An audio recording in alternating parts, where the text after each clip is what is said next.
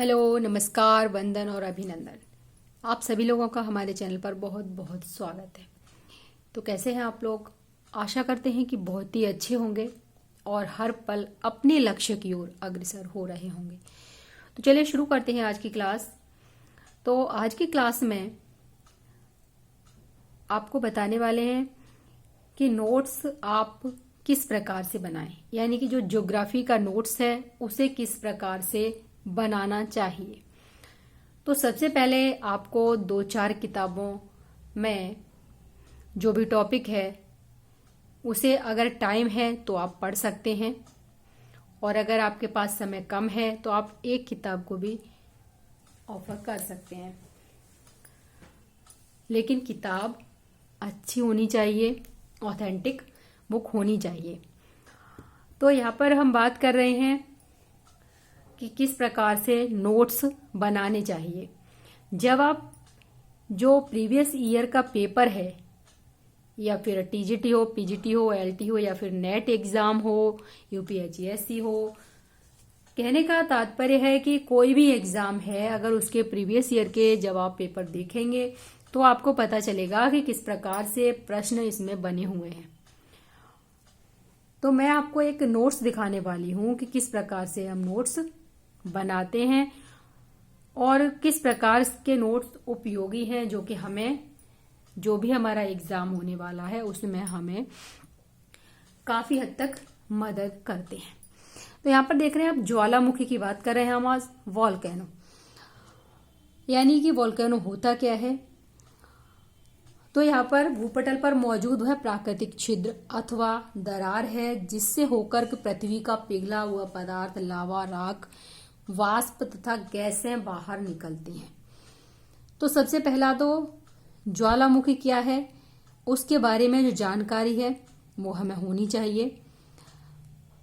तो यहाँ पर 2-3 बातें बताई हैं कि एक ये पिघला हुआ पदार्थ होता है, और अगर इस पिघले हुए पदार्थ की बात करें हम तो ये पृथ्वी के अंदर है, तब तक तो ये मैग्मा है।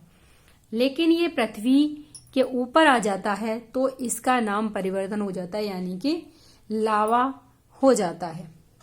तो ये बातें भी आपको याद रखने वाली हैं। ज्वालामुखी को अंग्रेजी में वॉल्केनो कहते हैं, और ये रोमन सभ्यता के अग्नि देवता वॉल्कन के नाम पर रखा गया है।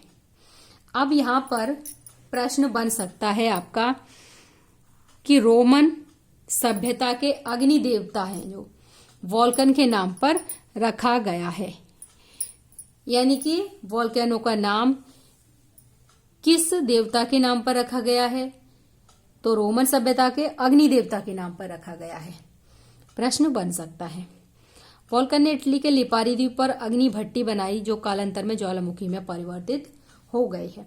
ज्वालामुखी से निकलने वाले पदार्थ क्या होते हैं, ये भी पूछा जा सकता है, और आपको पॉइंट दिए जा सकते हैं कि गैस तथा जलवाष्प, विखंडित पदार्थ, और तीसरे में लावा, और जो चौथा पॉइंट होगा वो होगा कि इनमें से सभी, यानी उपर्युक्त सभी।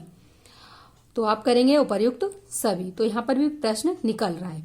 गैस तथा जलवाष्प की क्रस्ट को तोड़कर धरातल पर प्रकट होता है। जलवाष्प कितना है? सर्वाधिक होता है। कभी कभी पूछा जाता है प्रश्न कि जो भी पदार्थ निकलता है उस ज्वालामुखी से, तो उसमें किसकी मात्रा अधिक होती है? तो यहाँ पर साफ साफ बताया गया है कि जलवाष्प का जो 60 से 90% होता है, इसी की मात्रा सबसे अधिक होती है। गैसों की बात पूछी जा सकती है कि गैसें कौन कौन सी होती हैं, निकलती हैं, जो कार्बन डाइऑक्साइड है, नाइट्रोजन है, सल्फर डाइऑक्साइड है। नेक्स्ट हम बात कर रहे हैं विखंडित पदार्थों में क्या क्या हो सकता है जो कि वॉल्केनो के टाइम निकलता है। तो यहाँ पर बॉम्ब की बात कर रहे हैं।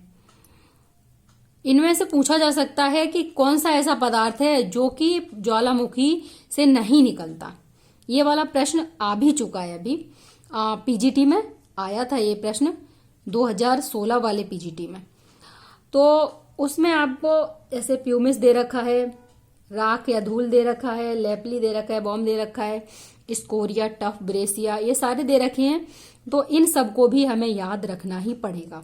यह भी पूछा जा सकता है कि कुछ इंच तथा कई फीट तक के व्यास वाले बड़े बड़े चट्टानी टुकड़े क्या कहलाते हैं? बॉम्ब कहलाते हैं, लेपली कहलाते हैं, स्कोरिया कहलाते हैं, या फिर टफ कहलाते हैं? तो यहाँ पर आप कहेंगे कि बॉम्ब कहलाते हैं। सॉरी।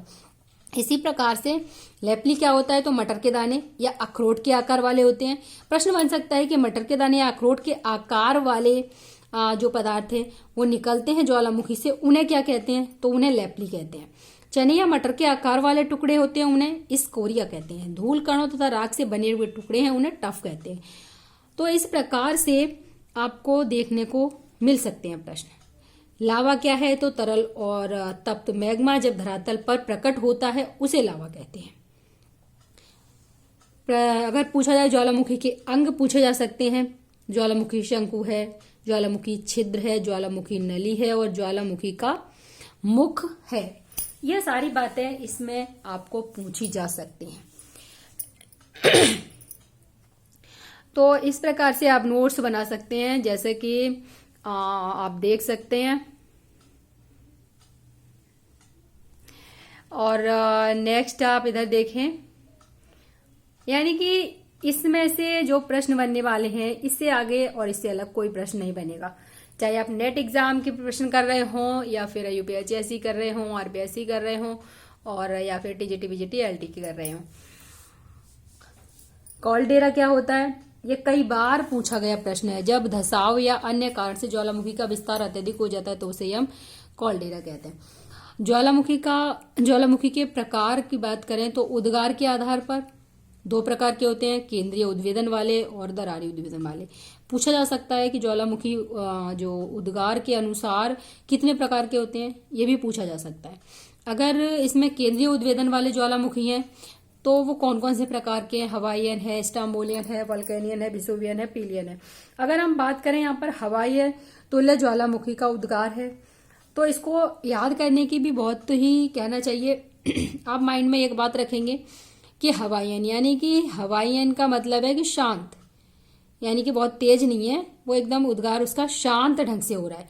नेक्स्ट स्टाम्बोली है और इससे सतत उद्वेदन होता रहता है। नेक्स्ट वोल्केनो है, तो वोल्केनो है वो क्या है कि इससे जो विस्फोट है वो भयंकर उद्गार के साथ ही प्रकट होता है। कभी कभी पूछा जाता है कि गोभी के फूल की आकृति का कौन सा इसका जो प्रकार है वो है, तो ये वोल्केनो है। उसके बाद है पीलियन तुल्य है, और पीलियन तुल्य की बात करें तो ये अधिक विनाशकारी होता है।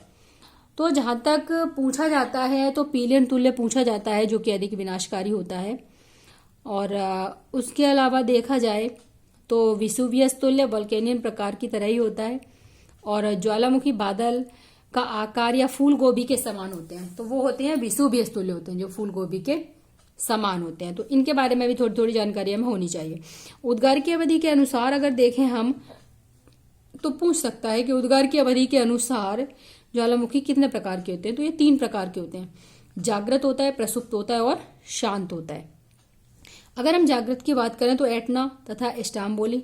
अगर हम प्रसुप्त की बात करें, जागृत का मतलब है कि उससे उद्गार होता ही रहता है। प्रसुप्त की बात करें तो एक समय तक उद्गार नहीं हुआ है लेकिन कभी भी उद्गार हो सकता है उससे। शांत की बात करें तो वो शांत हो चुका है, और यानी कि उसे मृत ज्वालामुखी भी कह सकते हैं, और उससे उद्गार होने की कोई भी संभावना नहीं होती है। तो अगर ऐसे हम ज्वालामुखी की बात करते हैं तो प्रसुप्त की करेंगे तो इटली का विसुवियस है, और अगर शांत की बात करेंगे तो कोसुल्तान ईरान का है, म्यांमार पोपा म्यांमार का है, किलिमंजारो अफ्रीका का है, और चिम्बाराजो दक्षिणी अमेरिका का है। अगर यहाँ पर कभी कभी पूछा जाता है कि अम्ल प्रधान लावा है वो किस प्रकार का होता है, तो अम्ल प्रधान लावा है वो पीला और गाढ़ा होता है। अगर क्षारीय लावे की बात करेंगे तो क्षारीय लावा कैसा होता है, तो वो गहरा काला रंग, पतला और अधिक भार वाला होता है। तो इस प्रकार से आप अपना कहने चाहिए नोट्स देख सकते हैं, इस प्रकार से बना सकते हैं। और थोड़ा जो भी इसमें आप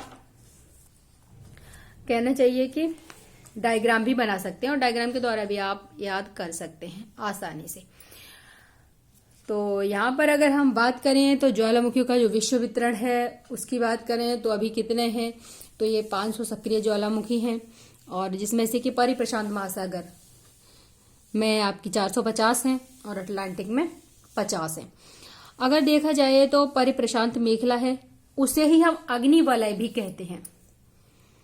तो इसको भी याद रखना पड़ेगा आपको, फायर ग्रिड ऑफ पैसिफिक या फिर fiery ring of the Pacific. और कोटोपैक्सी ज्वालामुखी पर्वत है, इसमें 19,613 फीट, यानी कि विश्व का सबसे ऊंचा है ये। तो ये बातें याद रखने वाली हैं। उसके अलावा जो भी आप देख पा रहे होंगे, नेक्स्ट हम बात करें इसमें और क्या क्या आपको नोट्स में समाहित करना है। तो यहाँ पर देखें, विश्व का सबसे ऊंचा मृत ज्वालामुखी एंडीज पर्वतमाला स्थित एंकाकागुआ है, 6,960 मीटर। सबसे विशाल ज्वालामुखी हवाई द्वीप मौना लोआ। सबसे अधिक सक्रिय ज्वालामुखी कहें तो सेंट हेलेंस। और ऑस्ट्रेलिया महाद्वीप में तो एक भी ज्वालामुखी नहीं है वहां पर। अगर सौर मंडल का सबसे सक्रिय कहें तो ओलंपस मांस, ये मंगल ग्रह पर स्थित है। भारत में जो ज्वालामुखी हैं उनकी बात अगर करें तो दो ही हैं, यानी कि नारकोंडम और वेरन, जो कि अंडमान निकोबार द्वीप समूह पर है। तो इस प्रकार से आप इसे, और अगर इसमें एक शब्द आता है गैसर, यानी कि बहुत से ज्वालामुखी क्षेत्रों में विस्फोट के समय दरारों से होकर जलवाष्प कुछ ऊंचाई तक झरने की तरह निकलती है। तो ये क्या कहलाता है? तो यही कहलाता है गैसर। इसके अलावा अगर हम ज्वालामुखी द्वारा निर्मित स्थलाकृतियों की भी बात कर लेते हैं, तो ये स्थलाकृतियां भी हमें याद होनी चाहिए। जैसा कि मैं आपको दिखा देती हूँ, ये इस प्रकार से है स्थलाकृतियां। तो इस प्रकार से आप देख सकते हैं। नेक्स्ट चैप्टर आपका फिर भूकंप है, यानी कि आप जो नोट्स बनाएंगे वो इस प्रकार से आपका नोट्स बनाएं जिसमें कि सारे ही पॉइंट समाहित हो जाए। कोई भी एग्जाम हो आपका, इस प्रकार से आप नोट्स बना सकते हैं। तो यदि आप फर्स्ट टाइम हमारे चैनल पर विजिट कर रहे हैं तो आप हमारे चैनल को सब्सक्राइब करना ना भूलें, क्योंकि आपको आगे आने वाले एग्जाम में ज्योग्राफी या मैथमेटिक्स किसी भी सब्जेक्ट से हैं तो आपको काफ़ी हेल्प मिलेगी। और आप प्लेलिस्ट में जाकर देख सकते हैं कि कितने सारे वीडियो हैं जो कि आपको आपके एग्जाम में मदद करेंगे। तो मिलते हैं नेक्स्ट क्लास में, तब तक के लिए नमस्कार, धन्यवाद, जय हिंद।